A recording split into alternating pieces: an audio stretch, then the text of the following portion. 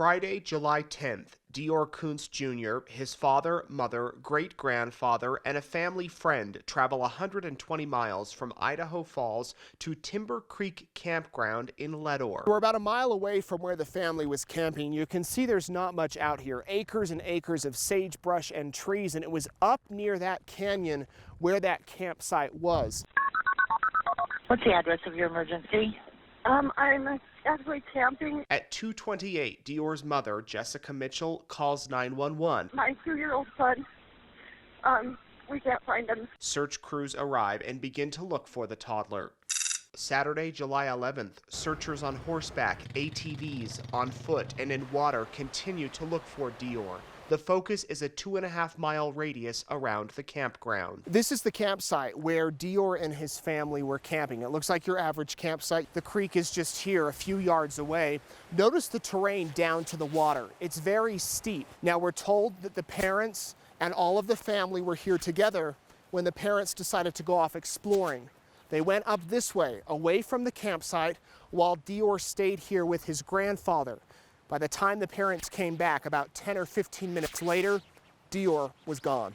Sunday, July 12th, the Lemhi County Sheriff's Office reports nearly 200 volunteers show up to look for Deorr. His grandmother tells EastIdahoNews.com it appears the 2-year-old just vanished. Volunteer search efforts are suspended, but deputies say trained professionals will continue to look for the boy. Monday, July 13th. In their only interview, Deorr's parents explain what happened. We decided we're going to go a little exploring. He was going to be good with Grandpa by the campfire. So when I come back up to get him, and I yelled over to Grandpa, where's little Deorr? He immediately shocked. He says, he came up to you. They say they no longer believe he's lost, but think someone may have abducted their son. There's a possibility that he may be with somebody, and that's what's giving us hope that it's a bad thing that he will be not with us right now, but it also means that there is a good chance that he is alive and with somebody. And they make a plea for his safe return. We're looking for you, son, and we will find you, and we love you more than anything in the world. You have a lot of people who love you and are looking for you. Buddy will find you. Daddy will find you. We'll never stop looking until we get you a home. That night in Idaho Falls, around 200 people gather for a candlelight vigil. We want people to know to be on the lookout for our son. Tuesday and Wednesday, July 14th and 15th, search efforts continue near the campground. Dive crews focus on the stone reservoir located about a quarter of a mile from where the family was camping. There have been people in the water, people on the side of the water. There's been a boat in that reservoir. Now, this is a large area up here, and this water feeds into the creek that ran right through the family's campsite. Deorr's parents remain camped near the site as deputies search the creek once again. We started actually removing debris, and I had 6 guys, 2 in wetsuits, hip waders, on their hands and knees in the creek.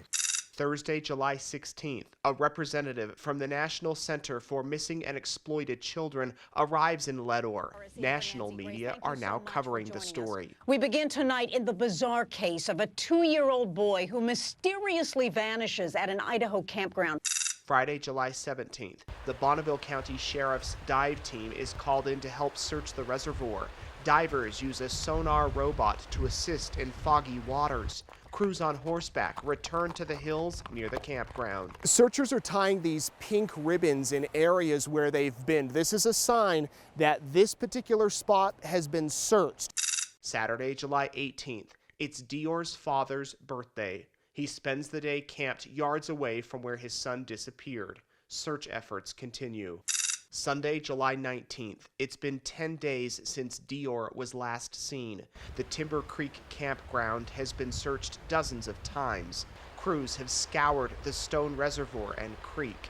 Investigators release few new details. Deorr's family remains desperate for answers, and not one hint, piece of evidence, or clue has been found as to where this little boy is.